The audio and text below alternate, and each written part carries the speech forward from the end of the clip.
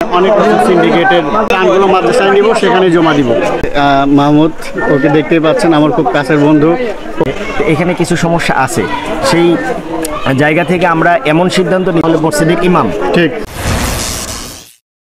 আসসালামু আলাইকুম রহমতুল্লাহ। আমরা দীর্ঘ পথ পার দিয়ে এখানে এসেছি।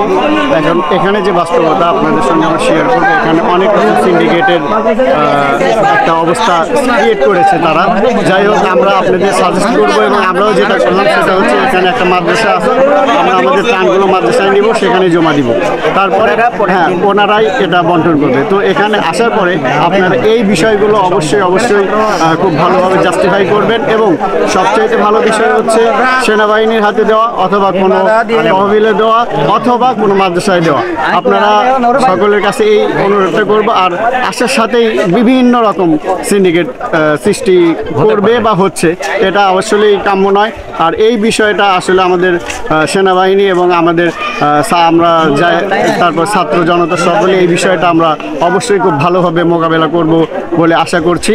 আর সকলেই অবশ্যই এত ঘন্টা জার্নি করার, এত আমাদের এই সবার ফেস দেখতে পাচ্ছেন আমরা কতটা ক্লান্ত, এই জায়গা থেকে অবশ্যই আপনারা এই জায়গাগুলো আমরা পজিটিভ এবং নেগেটিভ জিনিসগুলো আপনাদের বলছি, আপনারা এই বিষয়টা অবশ্যই মাথায় রাখবেন এবং তাহলে আমাদের কষ্টের যে পরিশ্রম তা কিছুটা হলেও লাঘব হবে। ঠিক আছে, সকলে ভালো থাকুন। আজকে সময় নাই। জি, আমার বন্ধু কথা বলবে।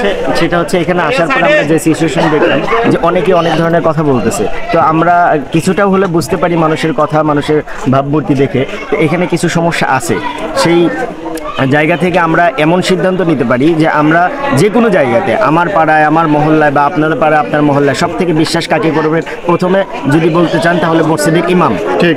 আর সব থেকে বেশি আমরা বিশ্বাস তাদেরকেই করব যারা আল্লাহর দাওয়াত দেয়, আল্লাহ তাআলার কথা বলে বা দিন দুনিয়ার বিষয়টা বোঝে, কোনটা ভালো কোনটা মন্দ, গুনাহ থেকে বিরত রাখে এবং অন্যকে বিরত রাখতে বলে। তো সেই জায়গা থেকে আমরা আলেম ওলামাকে নিঃসন্দেহে বিশ্বাস করতে পারি। সেই জায়গা থেকে আমরা সিদ্ধান্ত নিলাম যে এটা মাদ্রাসায় দিয়ে দেব, মাদ্রাসার কাছে হেফাজতমূলক দিয়ে দেব। আমরা ওইখান থেকে কিছু ওনাদের দায়িত্ব দেব যে এই জিনিসগুলো যেন সঠিকভাবে সঠিক জায়গায় পৌঁছে যায়।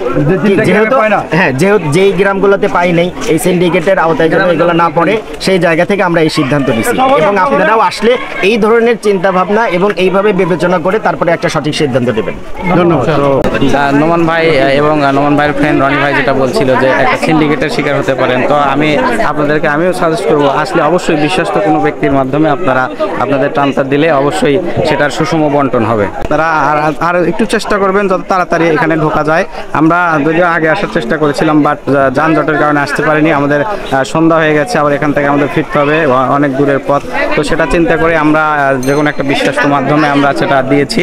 তো আমরা এখন ফিরে যাব ইনশাল্লাহ। আমাদের জন্য সবাই দোয়া করবেন যাতে আমরা সহি সালামতে আসতে পেরেছি এবং আমাদের বাসায় যাতে আমরা সুন্দর এবং সহি সালামতে পৌঁছাতে পারি, সকলের কাছে দোয়া চাই।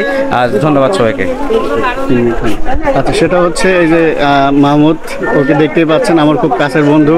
ও সত্যই অনেক ক্লান্ত বোধ করে এবং সে কষ্ট একদমই করতে পারে না, কিন্তু শুধুমাত্র এই ভালোবাসার তাগিদে সে আমাদের সঙ্গে এসেছে। এবং আমি অবিশ্বাস্য একটা বিষয়, সে 18 ঘন্টার 1 মিনিটও ঘুমায়নি এবং সে সবসময় নোটিশ করেছে কি হচ্ছে না হচ্ছে। আপনি ওর জন্য দোয়া করবেন, ওকে সাপোর্ট করবেন। আর অবশ্যই আপনারা এসে আমাদের ভাইদেরকে দেখে যাবেন। আর সবচাইতে বড় কথা হচ্ছে যদি সেই রকম আমাদের অল্প কিছু আমানত হয়, তাহলে সেটা হয়তো কোনো আসুন্না ফাউন্ডেশন বা বিশ্বাসযোগ্য কোনো ফাউন্ডেশনও দেওয়াটাই সমীচীন বলে আমি মনে করছি।